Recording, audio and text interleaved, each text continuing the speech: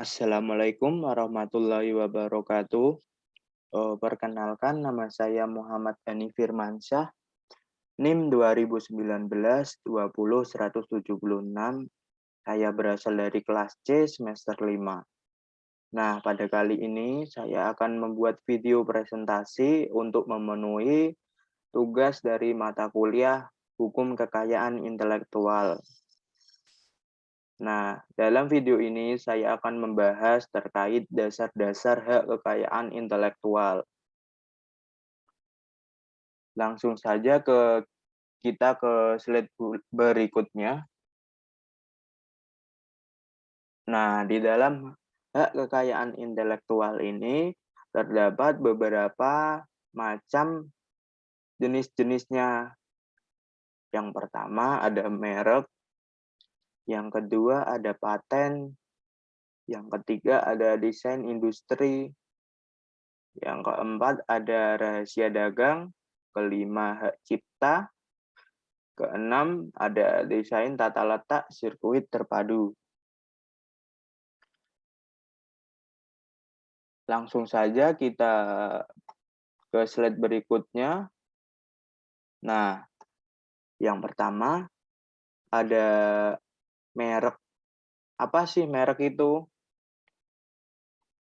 Merek adalah tanda yang berupa gambar, nama, kata, huruf-huruf, angka-angka, susunan warna, atau kombinasi dari unsur-unsur tersebut yang memiliki daya pembeda dan digunakan dalam kegiatan perdagangan barang atau jasa.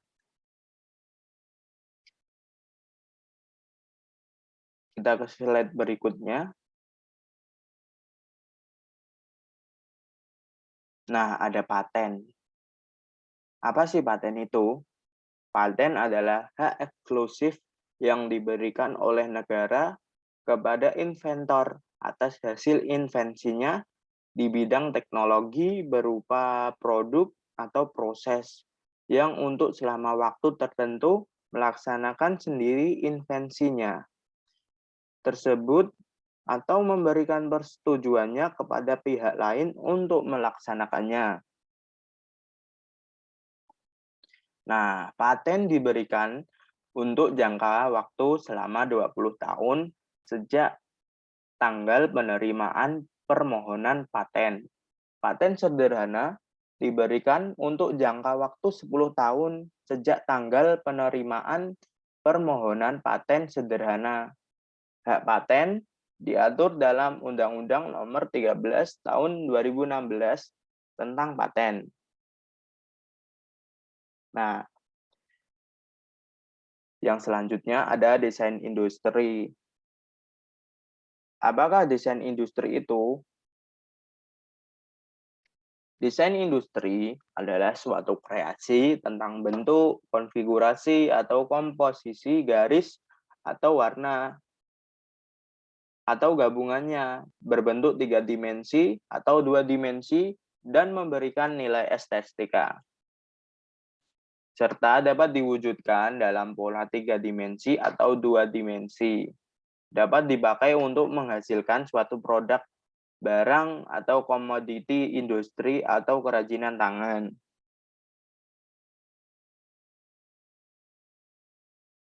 Nah, selanjutnya ada rahasia dagang. Apa sih rahasia dagang itu?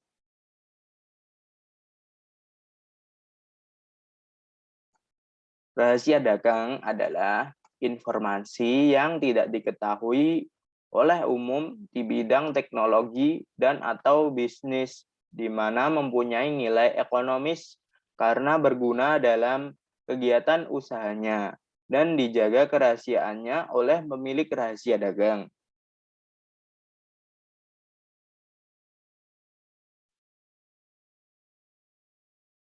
Nah, rahasia dagang diatur dalam Undang-Undang Nomor 30 Tahun 2000 tentang rahasia dagang.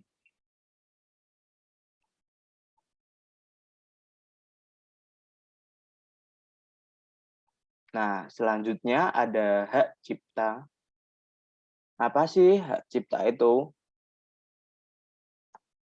Hak cipta adalah hak eksklusif bagi pencipta yang timbul secara otomatis berdasarkan prinsip deklaratif setelah suatu ciptaan di bidang seni, sastra, dan ilmu pengetahuan diwujudkan dalam bentuk nyata tanpa mengurangi pembatasan sesuai dengan ketentuan peraturan perundang-undangan. Nah, hak cipta diatur dalam Peraturan Pemerintah Nomor 16 Tahun 2020 tentang pencatatan ciptaan dan produk hak terkait dan Undang-Undang Nomor 28 Tahun 2014 tentang hak cipta.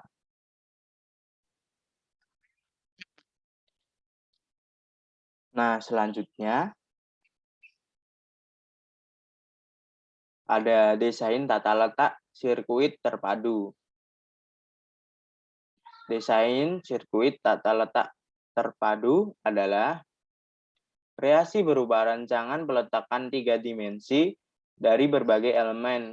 Sekurang-kurangnya satu dari elemen tersebut adalah elemen aktif, serta sebagian atau semua interkoneksi dalam suatu sirkuit terpadu, dan peletakan 3 dimensi tersebut dimaksudkan untuk persiapan pembuatan sirkuit terpadu. Dalam satu produk dapat mengandung beberapa jenis hak kekayaan intelektual.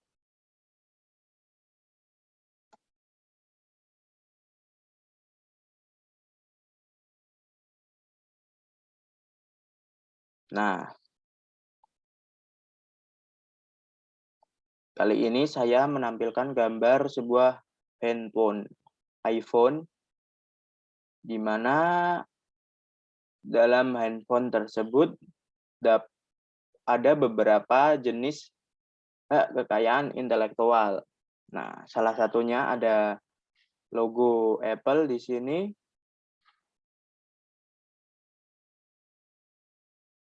Logo Apple di sini adalah ikon atau merek dari sebuah HP ini, HP iPhone.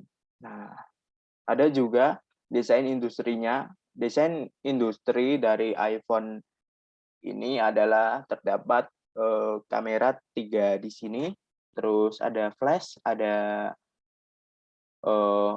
mic-nya, terus di belakang layarnya berupa kaca dan ada logo Apple-nya. Terus di dalam HP ini terdapat aplikasi Instagram,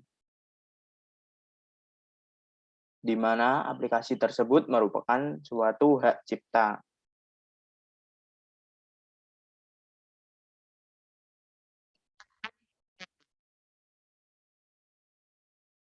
Nah, selanjutnya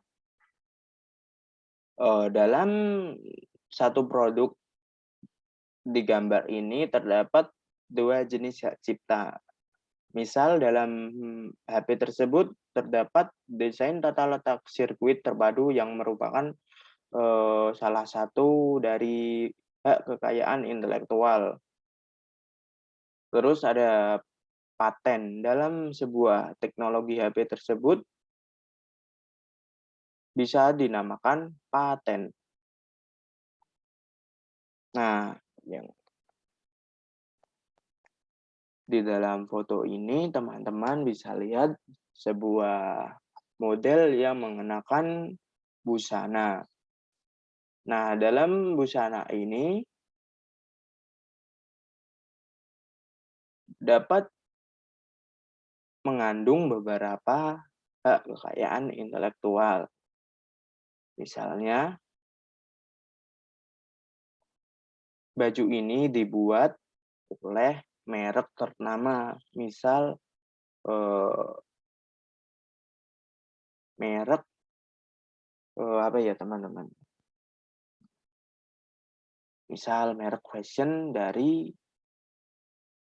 LV atau Hermes. Nah, nama produk perusahaan dapat dilindungi oleh merek. Nah, Terus ada jika bahan pakaian dibuat dengan teknologi khusus dapat dilindungi oleh paten. Yang selanjutnya, desain pakaian dapat dilindungi dengan desain industri, di mana di gambar tersebut dapat beberapa motif atau lekuk atau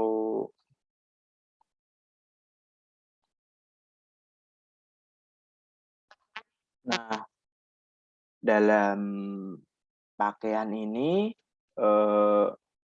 dibuat dengan desain industri.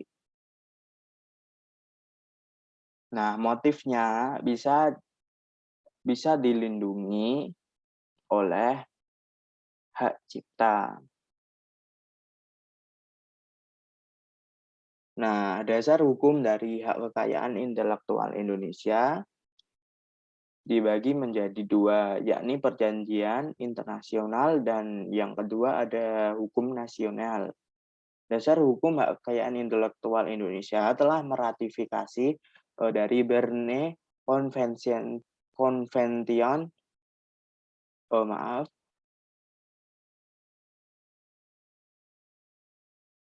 Dasar hukum perjanjian internasional ini telah diratifikasi oleh pemerintah Indonesia. Yang pertama ada Berne Convention tahun 1883 tentang copyright. Yang kedua ada Paris Convention tahun 1886 tentang industrial property. Yang ketiga ada perjanjian pembentukan WTO TRIPS tahun 1994. Nah, yang terakhir, dasar hukum hak kekayaan intelektual di hukum nasionalnya ada pertama ada Undang-Undang Nomor 19 tahun 2002 tentang hak cipta. Yang kedua ada Undang-Undang Nomor 14 tahun 2001 tentang paten. Yang ketiga ada Undang-Undang Nomor 15 tahun 2001 tentang merek. Yang keempat Undang-Undang Nomor 30 tahun 2000 tentang rahasia dagang.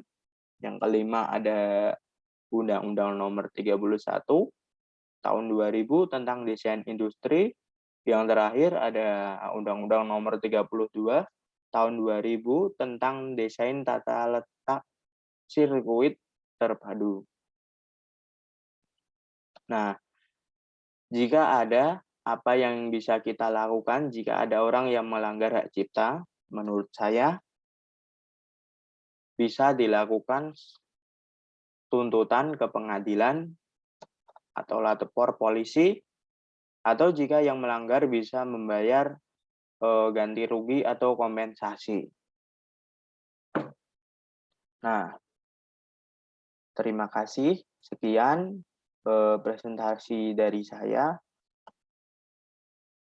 Semisal ada salah-salah kata atau salah ucap, mohon dimaklumi. Terima kasih. Assalamualaikum warahmatullahi wabarakatuh.